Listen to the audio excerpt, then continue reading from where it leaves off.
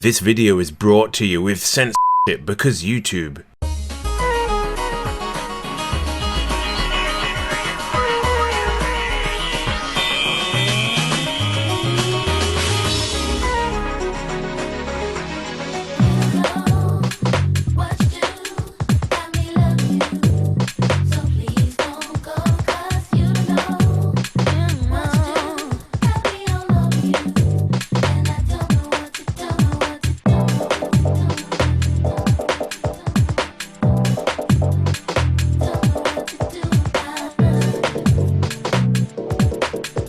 Behavioral studies, such as Dr. Douglas T. Kenrick's here, have proven that both men and women often seek the most physically attractive mate that they can snag. Hypergamy refers to the desire to be, or the actual being, romantically involved with someone more attractive or more in demand than oneself. Earlier, we learned how, in the past, women were less strict on a male potential suitor's looks because women often weren't a part of the workforce, so relied on a husband's money and status, and how social changes enabled women to choose men based on looks because they could now earn their own money. Let's go deeper. When a person only seeks a mate more physically attractive than themselves, I call it looks hypergamy, the feeling entitled to someone above his or her looks match. A few circumstances that might temper a woman's looks hypergamous nature include low self-confidence, e.g. from a disability or scar owing to a childhood illness like Alexa Blair's, not feeling she can satisfy a mate who is her looks match or above, so she dates down in sexual market value for security, and bad past experiences. For example, being heartbroken or burned by a mate or potential suitor who is her looks match or above, so again, she dates down for security. The Guardian article, The Dating Gap, Why the Odds Are Stacked Against Female Graduates Finding a Like-Minded Man, discussed the fact that in many Western countries, more women than men are graduating from higher education, and that this means there are fewer educated men to go around. The article implicitly and unwittingly highlights women's money hypergamy. Women want to date a man with more earning power than they have. It's part of women's biological imperative to want to be protected and provided for. Women want to date up in status too. Women's status hypergamy is biological. The very traits that make a man low snuggle market value, e.g. low self-esteem, emotional and physical weakness, social awkwardness, living with his parents, and having no friends or social status, are the very traits that many men, particularly low SMV men, are indifferent to or even seek in a woman. Where a woman wants a man with higher self-esteem, emotional and physical strength, social competency, and social status than herself, a man wants a woman with less of these traits than he has himself. Men are hypogamous as regards these traits. Men want to date down in these traits. A man feels that he can easier satisfy a woman with lower SMV than he has himself. It's also part of men's inborn white knighting protective nature. A woman being low SMV, e.g. a loser or disadvantaged, is endearing to men and just makes more men think they have a chance with her or satisfying her juggernaut law. Women want to date LMS winners. Men are fine with dating LMS losers. A woman wants to feel inferior to the man that she dates. With respect to her, he must be stronger, taller, have more status, earn more, take the lead more, you name it. On this YouTube video by a female amputee, a man wrote, "Your husband is the luckiest male human on the planet, and if he does not believe you when you tell him, let him read this. Yo husband, you are the luckiest human male on the planet. You get to wake up next to one of the most amazing female humans on the planet. Just trying to remind you in case you just might forget. To go through all she has and still remain relatively positive is bloody jaw-dropping amazing. In my honest opinion, thank you for listening. Good day." This says everything about how much men value women for just existing, let alone overcoming adversity. If I ever made a What Attracts Men series, at worst it would be one 10-minute long video. At best it would be a short GIF. Men have a higher snuggle drive than women owing to higher testosterone, the snuggle hormone. If you've just eaten a high quality meal and are then offered low quality scraps, you may reject them. Not so if you hadn't eaten for weeks. Similarly, men find most women physically attractive because of greater hunger, while most women consider anything below the top few percent of physically attractive men as low quality scraps. Women are money and status hypergamous, whereas men rarely are. And women can afford to be looks hypergamous too, because of their high SMV. Yet most men will only ever acknowledge women's money and status hypergamy. Why? Because men can cope that they may one day become wealthy or high status. But to admit that your looks are responsible for your subpar dating life hurts the ego. Blue-pilled or even many red-pilled men can tell themselves, women don't want me because I don't have enough money or status. That's impersonal. But to admit that women don't want you because of your individual looks is very personal. Very black-pilled. The height mugging is brutal. Notice how the Indian kind of takes on a submissive role as soon as the tall guy comes in. Right. So I think this Indian guy approached a woman who was doing a live stream. I don't know the context. What brought you to Vancouver? Oh, life brought me to Vancouver. Hi, John. Oh, they asked me what my Bible name is. I said brag in a video. Oh no. That's my life there. So I think height does matter, but I think the ideal height is 5'10". What? With a great face.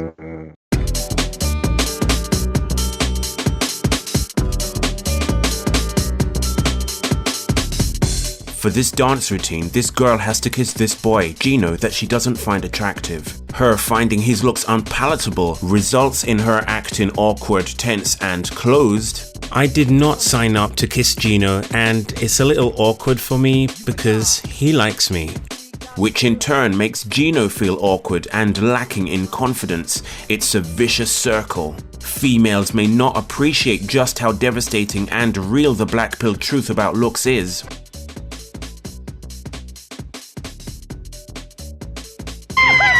But they can definitely dispense black pills through their behavior, or like these mothers here, they are complicit in its expression.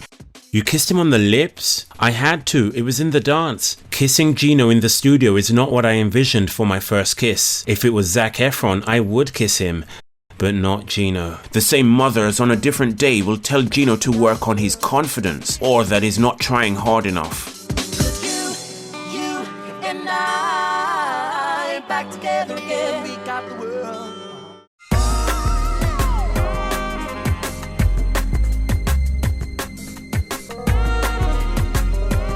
In WAW4, we touched upon losing body fat and getting a gym body to become more attractive. This time we'll look at the caveats. While some muscle mass can up your attractiveness, your face will nearly always be the ceiling on how much a gym body can raise your overall attractiveness. A huge and rather ironic black pill is that low body fat and a gym body do more to improve your looks, the more facially attractive you are in the first place. Most women will see a man with a gym body but a below average looking face or manlet height as overcompensating. But it may raise his attractiveness to a subset of women. Good luck with that. The next caveat is your bodily frame, which is dictated by such ratios as your WSR, waist to shoulder ratio. The golden ratio defines many attractive proportions. Assign to the measurement around your waist the value 1. Now measure around the broadest point of your shoulders. The closer the shoulder measurement is to 1.618 times greater than that around your waist, the more attractive your WSR. Hugh Jackman has a good WSR. Ratio equals shoulders divided by waist. His shoulders are around 1.618 times broader than his waist. Obviously, if I could measure this in 3D, it would be more accurate. The man on the left has too low a waist-to-shoulder ratio. I estimate it to be about 2.18, but its appearance matters more than the hard autistic numbers. His body would mostly be impressive, not so much to women, but to male bodybuilders who don't realize that it's possible to blast through the threshold of an attractive gym body, through the threshold of diminishing returns, and into the land of uncanny valley. The man on the right has too high a waist-to-shoulder ratio. I estimate it to be about 1.49. His frame is too convex, and his ears aren't doing him any favors either. There's an otoplasty for that. Kid Cudi on the left has one of the worst frames I've seen on anyone not experiencing a famine. His shoulders are so narrow compared to his waist that if they ever wanted to make a real-life version of Earthworm Jim,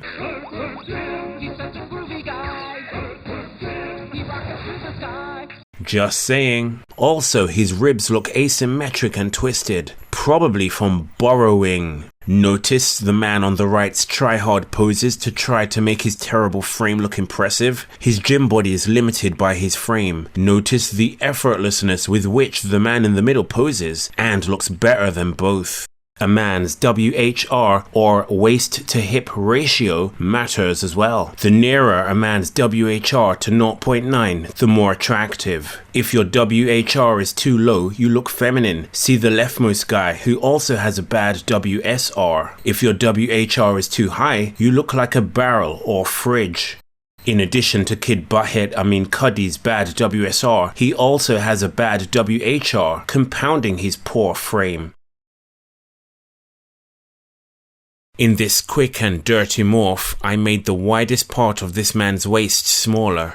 The black pill teaches that going to the gym can help some men somewhat if they have a good frame, and that success is limited by face, age, hair, race, muscle building genetics, steroid receptiveness, etc. The red pill idea that going to the gym will definitely make all men attractive is delusional. This man actually looks comical because of the discrepancy and incongruity between his sculpted body and subpar face. To give yourself the appearance of meeting the attractive waist to shoulder and waist to hip ratios, you can add some muscle mass to your shoulders or lose some fat around the waist, etc. But trying to overcompensate has its limits. In my rough and ready morph, I actually reduced some of the muscle in his shoulders slightly to take away from the overcompensating look. His skull and face are incongruent with his barrelish garden gnome body. While me digitally improving his WSR and WHR did improve his look, the improvements I made to his body were eclipsed by those I made to his face.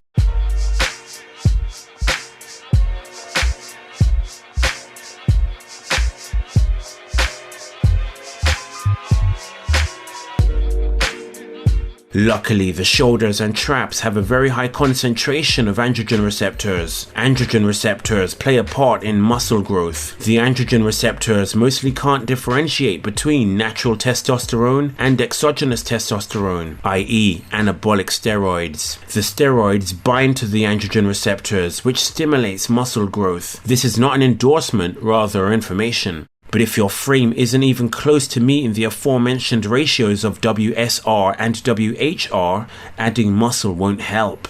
Frame adds to masculinity. Look how male model Chad, Nick Bateman, with his heavenly frame, looks like he's sitting next to a bullyable leprechaun. If only Avicii had had a better frame, then maybe I would have listened to his music.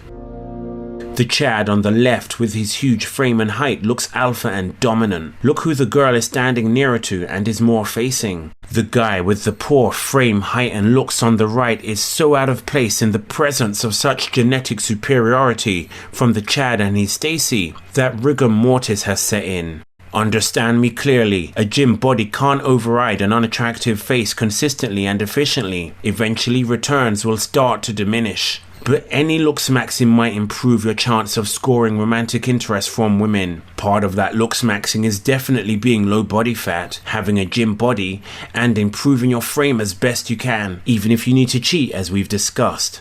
Never before have women had so many Chads and Chad lights to choose from. Men need to looks max scrupulously. I say from this height.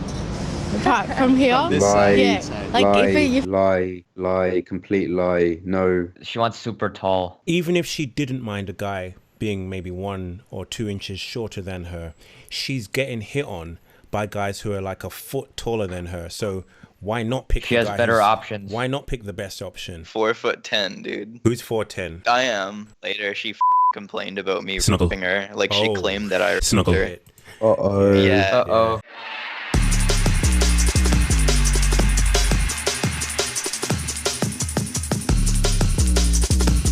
In the black pill community, as in many others, we use the 10-point scale to describe physical attractiveness more succinctly. A 0 to 1 is deformed or hideous, and 8 to 10 is physical perfection, where often their looks are a key part of their identity, career, and happiness. Despite there being some overlap and minor disagreements within the black pill community, generally the main categories of looks are sub 5, below a 5 out of 10 in looks, the below average lookers, average looking, just slightly below a 5 to a weak 6 in looks, also known as normie tier. Chad light, about a 6.5 to strong 7. Chad is 8+. Most blue-pilled people think they're about a 7 to 8 out of 10 in looks, not realizing that 7 to 8s are rare. Most people are average looking by definition, being neither hideous enough to induce rubbernecking in traffic, nor breathtakingly beautiful enough to induce the same.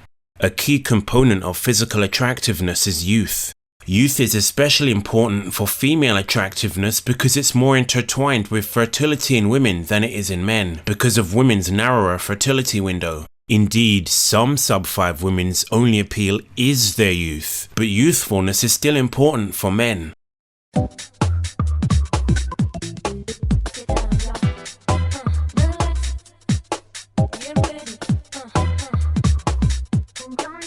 The black pill teaches that balding is a sexual death sentence for most men.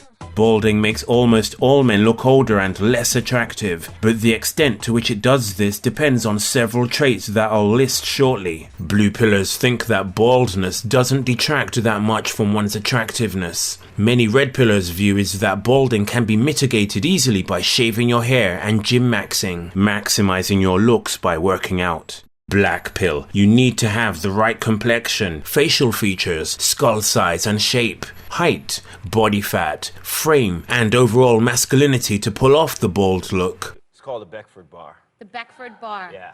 Okay. My boyfriend is going bald and I hate bald men. How can I change the way I feel? I am having a difficult time adjusting to it, and it's affecting my sexual and physical attraction to him. Should I end our relationship over this?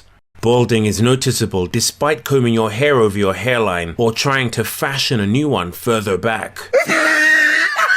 Most guys who are balding will need to halt and reverse it if they want to keep their looks. The first port of call is finasteride, also known as Proscar and Propecia. Finasteride is a medication used mainly to treat an enlarged prostate or scalp hair loss in men. The fear-mongering about its causing lovemaking dysfunction is exaggerated. It works by decreasing the production of dihydrotestosterone, DHT, an androgen sex hormone in the body. Clueless blue pillers cope that balding is due to too much testosterone, but it's not. It's down to too much DHT. Finasteride halts hair loss, and for the very lucky few can go some way to reversing it if caught very early. One of these twins let their balding continue, while the other started to take finasteride. Stark difference.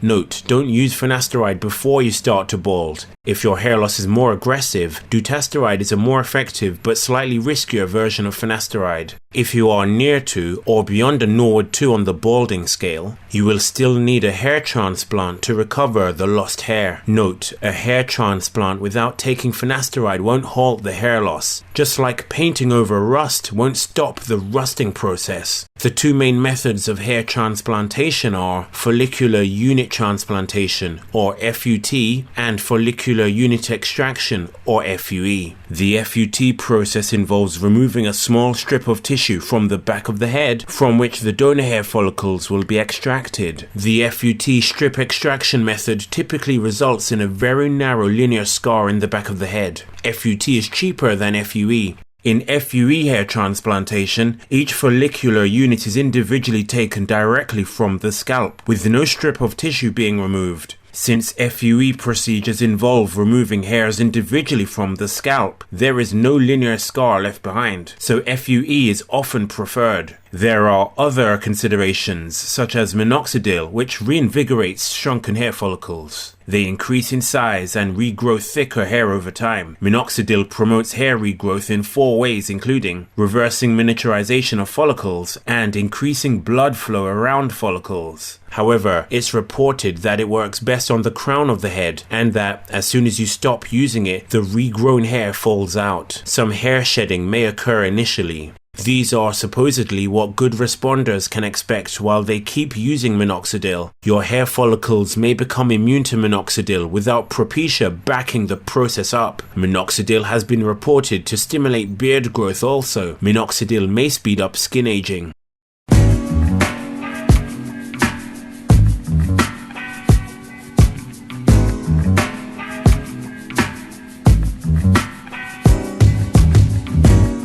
Heute ist ein großer Tag. Another consideration, if your hair loss is too advanced for transplantation, is a hair system. They have evolved and look pretty realistic nowadays, but hair systems do need a lot of care, washing and refitting. But the benefits are huge. This man went from who gives a f to f boy.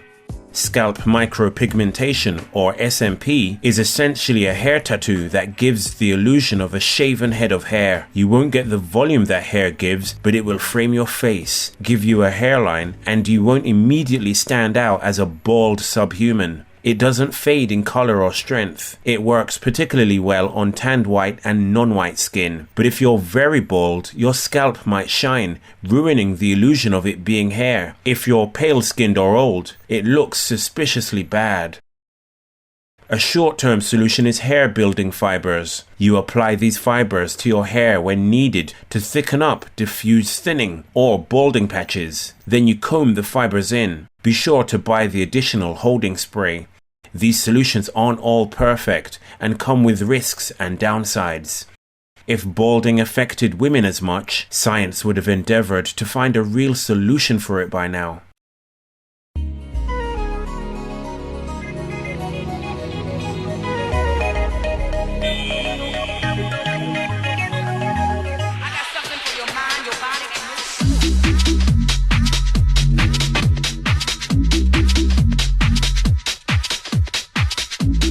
This is one of many crotch cam videos circulating the internet in which a man stuffs something down his pants to emulate a big manhood, then secretly films women's reactions. Let's face it, what separates a male-female friendship from a relationship isn't just physical attraction, but intimacy and lovemaking. The connotation of a big manhood is that its owner has the wherewithal to satisfy a woman's sensual need. If you can trigger in a woman's mind the thought of intimacy during her first impression of you, it might be easier for that intimacy to occur. Women are into the male manhood more than they let on. Remember, it's not about what women say, but how they behave. If your face and height somewhat come near to their sky-high standards, there is a chance that a huge pipe might bring you over the threshold of desirability. I'm scared as hell to start a relationship because of my micropeen. What makes it worse? My female friends tend to trash talk about guys with small peens, and they all agree that it's a justifiable reason to dump them. Don't be fooled by the women's laughter. This childish reaction is because the women are in company. On their own, each woman would be composed, intrigued, and more importantly, thinking about what the pipe before them is capable of. You're looking at censored footage of women video chatting with men who are showing off how well endowed they are. If your trouser power level doesn't live up to women's ever-growing size expectations, there are men whose does. Can you compete with a woman's past lovers in the downstairs department? Below which size is it over for you even if you're decent looking? We'll touch on this deeper in a future episode.